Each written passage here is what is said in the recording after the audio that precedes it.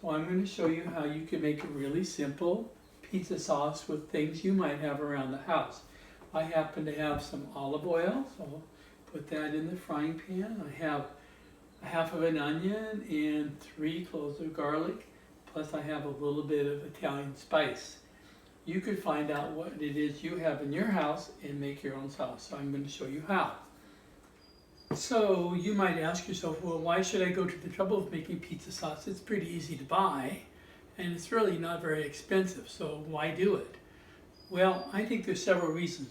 First, you can find a low salt diced tomatoes, so you can reduce your salt, make it more heart healthy. You can cook it in olive oil. You can be sure it's olive oil because you're going to cook it yourself, so again, it's heart healthy. You can avoid any excess sugar that companies often put into the tomato sauce to sweeten it up. And finally, you can control the flavoring. You can add extra things if you want, put in more onions, put in more hot pepper, add some balsamic vinegar, and you can go for it. Or you can not add anything. You can control the way that you want it. Just go ahead. First, add some oil to your frying pan and heat it up until when you put an onion into it, it just starts to sizzle. Add your onion. Let them cook for a while on medium heat.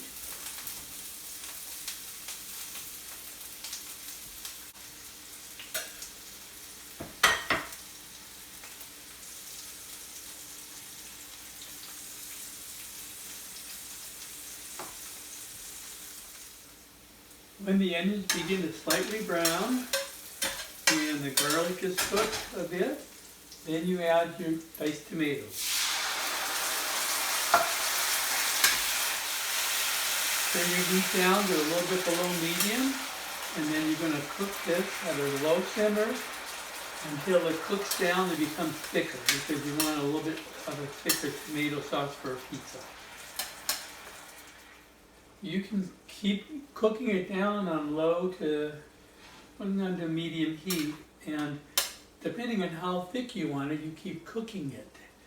And depending on how chunky you want the tomatoes, you can cut them up as it's cooking down and make it thinner, which is what I usually like, kind of semi-chunky sauce. So there you go. If you really wanted it to be smooth, you could blend it with a hand blender or an electric blender.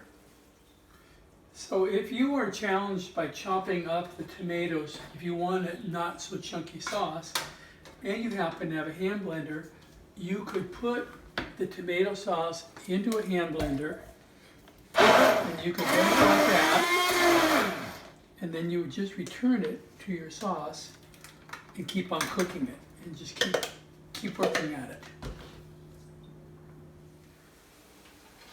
So the tomato sauce has been cooking down about 15 minutes at medium-low, and I think it's pretty nice and thick. Some people just open the diced tomatoes or tomato sauce and put it on their pizza, but I think it's a little too liquidy, so I like to cook it down, but then you need to take the step of cooling it after that.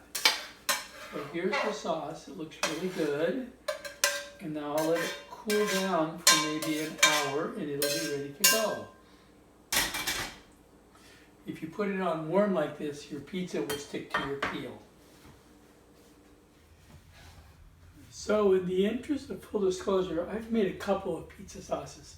The first one you saw me make, but I've made a second one, and this one I put in extra things. I put in some balsamic vinegar, I put in more hot pepper flakes, I added some wine, and I cooked it down longer. You'll note that it's a darker color as it comes into the bowl. Now we have to let it, just like the other one, cool for a while before we put it on a pizza. So this just demonstrates that depending on what you do, you can have a pizza sauce to your liking and not have to rely on buying one.